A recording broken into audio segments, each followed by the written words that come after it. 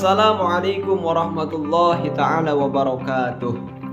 Alhamdulillah wassalatu wassalam ala rasulillah sayyidina wa maulana Muhammad ibni Abdillah wa ala alihi wa sahbihi wa mawalah amma ba'du. Oke, perkenalkan, nama saya Rizky Fatur Rahman dengan NIM 122202029. Saya dari kelas PAI 4F. Oke, pada kesempatan kali ini saya akan menjawab soal ujian akhir semester dari mata kuliah fikih munakahat. Oke, kita langsung kepada pertanyaan yang pertama, yakni apa yang dimaksud dengan hak dan kewajiban suami istri, serta jelaskan hak dan kewajiban suami istri menurut Al-Quran. Oke, hak dapat diartikan sebagai kepemilikan, kepunyaan, atau kebenaran. Sedangkan kewajiban adalah sesuatu yang diwajibkan atau sesuatu yang harus dilaksanakan. Sehingga simpelnya, seseorang yang mendapatkan haknya harus melaksanakan kewajiban. Begitupun seseorang yang mendapatkan kewajiban harus melaksanakan haknya. Hak dan kewajiban suami terhadap istrinya, yakni yang pertama harus memberikan mahar, harus memberikan nafkah lahir, nafkah batin. Yang ketiga harus memberikan pakaian yang baik dan bagus.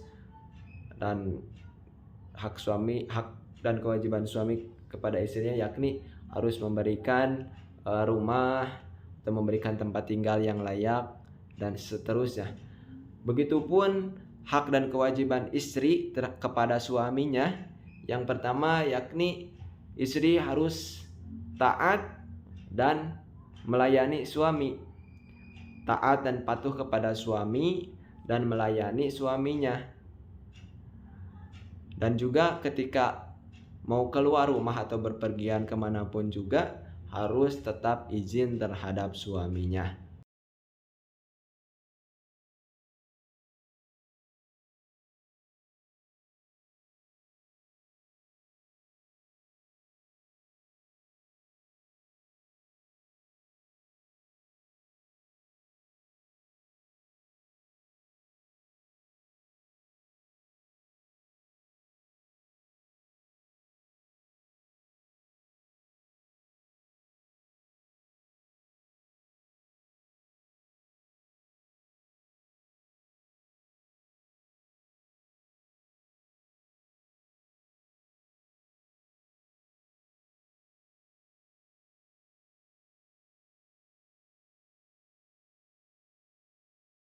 Selanjutnya adalah pertanyaan yang kedua. Pertanyaan yang kedua yakni jelaskan yang dimaksud dengan nusyuz dan tindakan yang perlu dilakukan bila ada salah satu pasangan yang nusyuz. Oke, nusyuz adalah tindakan durhaka atau ketidakpatuhan dalam konteks hubungan suami dan istri, di mana salah satu pihak baik suami maupun istri tidak melaksanakan tanggung jawabnya sebagaimana yang telah ditetapkan oleh Allah Subhanahu wa taala. Nusyuz ini mencakup berbagai bentuk perilaku seperti kebencian, permusuhan, dan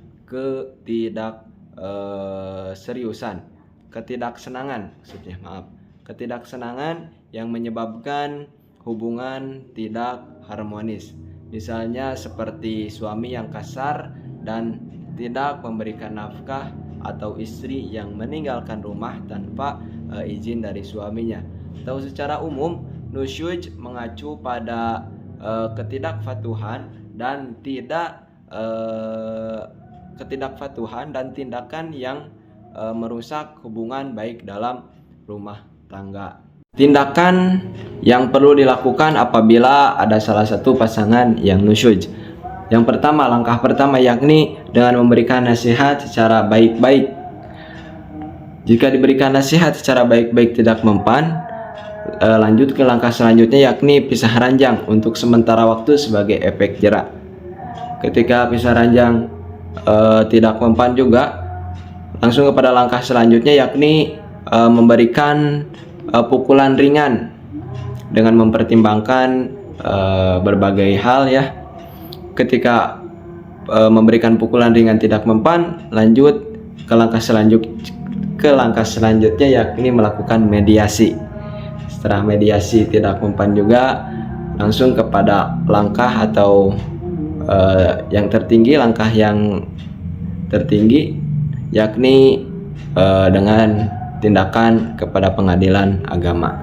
Yang selanjutnya adalah pertanyaan yang ketiga, yakni apa yang dimaksud dengan poligami, hukum poligami, dan alasan poligami, serta jelaskan adil menurut syarat hukum dan syarat agama.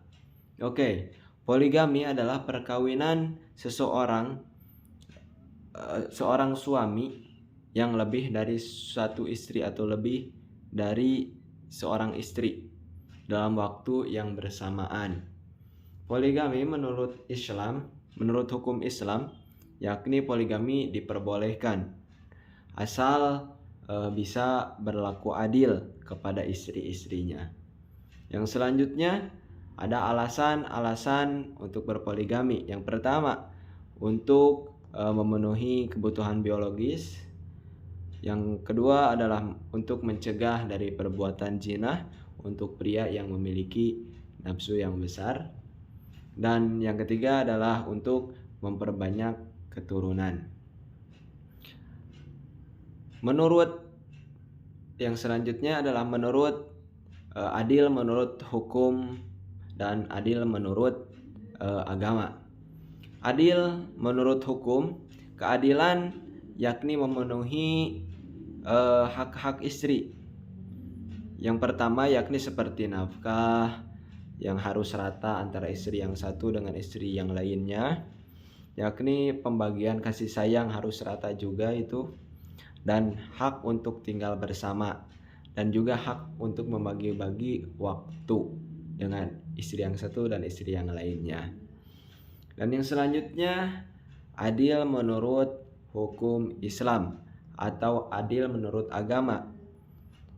Menurut agama, jika suami itu tidak dapat berlaku adil, maka haram untuknya melakukan poligami, karena poligami harus bersifat adil antara kepada istri yang pertama, kedua, dan seterusnya harus bisa adil. Yang selanjutnya pertanyaan yang keempat, yakni pertanyaannya, apa penyebab putusnya pernikahan karena fasakh atau pembatalan? Fasakh berarti pembatalan, pemisahan ataupun penghilangan, pemutusan, dan juga penghapusan. Fasakh ini diputuskan oleh hakim pengadilan berdasarkan pengajuan dari suami, istri, wakilnya, ataupun pihak yang berwenang yang sudah mukallaf, baligh, dan berakal sehat, dengan catatan bila yang menjadi penyebab fasakh adalah perkara yang membutuhkan tinjauan dan pertimbangan hakim. Yang selanjutnya ada penyebab fasakh. Yang pertama, tidak ada kesamaan. Yang kedua, terdapat aib dalam hubungan ataupun terdapat aib dari suami ataupun istri yang belum terbongkar. Yang ketiga, kurangnya nafkah dari sang suami. Yang keempat, yakni adanya cacat dalam akad pernikahan. Yang kelima, yakni terbukti bersaudara dan sepersusuan. Itu penyebab fasakh atau pembatalan dalam pernikahan. Yang selanjutnya soal nomor 5, yakni jelaskan penyebab putusnya pernikahan karena perceraian atau talak. Untuk penyebab perceraian atau talak ini sangat banyak sekali faktornya. Penyebabnya itu bervariasi atau bervariatif, bermacam-macam permasalahannya. Contohnya yakni seperti karena adanya perselisihan dan pertengkaran antara suami dan istri yang terjadi terus-menerus, setiap hari bertengkar dan akhirnya dari salah satu suami atau istri ada yang tidak kuat sehingga bisa terjadi perceraian. Yang kedua karena KDRT, karena kekerasan dalam rumah tangga. Yang ketiga karena adanya perselingkuhan, marak atau banyak di negara kita, pasti kasusnya yakni perselingkuhan. Kalau tidak perselingkuhan, KDRT. Yang selanjutnya karena masalah ekonomi.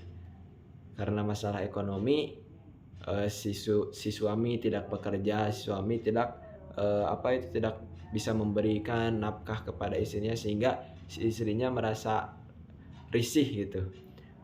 Nggak ngasih setoran, nggak ngasih uang, nggak ngasih pemasukan per bulannya gitu, nggak ngasih uang makan, kerjanya cuma ngaji redog, pada diam kayak gitu. Yang selanjutnya tidak adanya komitmen antara pasangan. Dari faktor-faktor tersebut, dari penyebab-penyebab tadi yang telah saya bacakan, itu bisa saling bersangkutan karena penyebab dari perceraian itu sangat banyak sekali, tergantung si suami istri itu apakah bisa menghadapinya atau sabar atau tidaknya, seperti itu. Oke, selanjutnya pertanyaan nomor 6, yakni apa yang dimaksud dengan li'an, hukum li'an, dan kapan terjadinya li'an. Oke, li'an ialah sumpah yang diucapkan oleh suami ketika ia menuduh istrinya berbuat zina dengan 4 kali kesaksian bahwa ia termasuk orang yang benar dalam tuduhannya. Kemudian pada sumpah kesaksian kelima disertai persyaratan bahwa ia bersedia menerima laknat Allah Subhanahu wa taala jika ia berdusta dalam tuduhannya itu.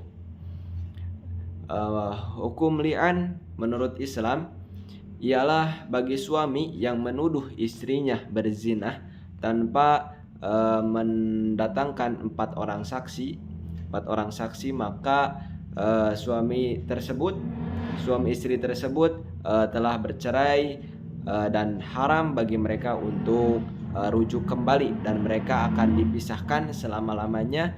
Jika memiliki anak, maka anak tersebut dinasabkan atau terputus nasabnya kepada ibunya, bukan kepada ayahnya.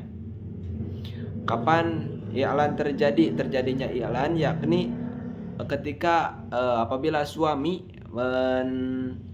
menuduh istrinya berzina padahal tidak mempunyai saksi kecuali dirinya sendiri. Jadi si suami ini tidak mampu mendatangkan 4 orang saksi tersebut yang tadi sudah saya sampaikan. Selanjutnya yakni pertanyaan yang ke-7, yakni apa yang dimaksud dengan khulu. Secara etimologi, khulu berasal atau diambil dari kata mencopot atau meninggalkan. Maksudnya ialah suami menceraikan istri dengan suatu pembayaran yang dilakukan istri atas kehendak dan permintaan istri tersebut. Sedangkan khulu menurut terminologi dalam ilmu fikih, khulu berarti menghilangkan atau membuka buhul akad nikah dengan kesediaan istri membayar iwad atau ganti rugi kepada pemilik akad nikah, yaitu suami, dengan menggunakan perkataan cerai atau khulu. Selanjutnya yakni pertanyaan ke-8. Jelaskan apa yang dimaksud dengan jihar. Secara bahasa, jihar diambil dari kata jokhor, khor, yang berarti punggung. Sebab gambaran asal jihar adalah ucapan suami kepada istrinya seperti bagiku kamu seperti punggung ibuku. Nah, seperti gitu ya. Sedangkan secara istilah jihar adalah ungkapan suami menyerupakan istrinya dengan salah seorang mahramnya seperti ibu atau saudara perempuan. Di zaman jahiliyah, masyarakat Arab menganggap jihar ini sebagai salah satu cara talak. Namun syariat Islam menetapkan jihar dengan ketentuan lain selain talak. Dengan kata lain, ungkapan jihar berasal dari suami bukan dari istri. Artinya jika istri mengucapkan hal serupa, maka perkataan tersebut tidak dianggap jihar. Selanjutnya pertanyaan yang ke-9. Apa yang dimaksud dengan i'la dan bagaimana hukumnya? I'la pada hakikatnya adalah sumpah untuk meninggalkan sesuatu perbuatan yang wajib dilaksanakan oleh suami, yaitu nafkah batin bagi istri. Para ulama berbagai mazhab berbeda pendapat tentang i'la ini. Dalam mengemukakan i'la ini berbeda pendapat, namun mereka sepakat bahwa hukum i'la adalah haram. Dasar hukum i'la diatur dalam Quran surah Al-Baqarah ayat 226 sampai 227, yang artinya bagi orang yang mengi'la istrinya harus menunggu 4 bulan. Kemudian jika mereka kembali kepada istrinya, maka sungguh Allah Maha Mengampun, Allah Maha Pengampun, Maha Penyayang. Dan jika mereka berketetapan hati ingin menceraikan, maka sungguh Allah Maha Mendengar dan Maha Mengetahuinya. Jadi kesimpulannya bahwa i'la ini menurut para ulama berbagai madhab hukumnya adalah haram. Selanjutnya pertanyaan yang terakhir atau pertanyaan yang ke-10, yakni jelaskan sedikit dari materi atau makalah kelompok Anda. Oke, saya dari kelompok 2, yakni dengan materi konsep mahram dalam perspektif Al-Quran dan hadis. Kata mahram berasal dari kata haram.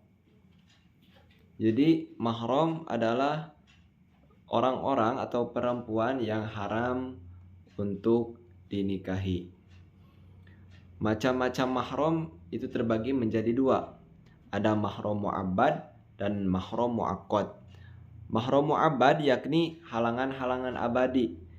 Mahram mu'abbad adalah orang-orang yang haram untuk dinikahi atau haram untuk melakukan pernikahan untuk selama-lamanya, seperti saudara kandung dan saudara sepersusuan, yang pokoknya mah yang masih nyambung nasabnya itu haram untuk dinikahi.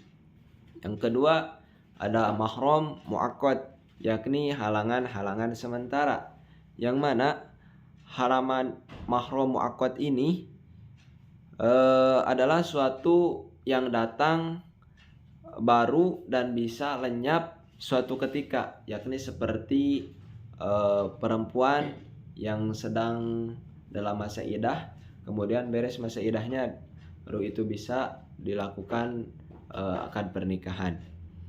Yang selanjutnya ada sebab-sebab mahram. Yang pertama ada mahram sebab keturunan atau nasab. Yang kedua ada mahram sebab pernikahan atau musakharah. Dan yang ketiga ada mahram sebab persusuan atau rodoah. Mungkin segitu saja pemaparan materi konsep mahram ini. Mohon maaf bila masih banyak kesalahan dan kekurangan. Wallahumma fiqh ila aqwamit thoriq. Wassalamualaikum warahmatullahi wabarakatuh.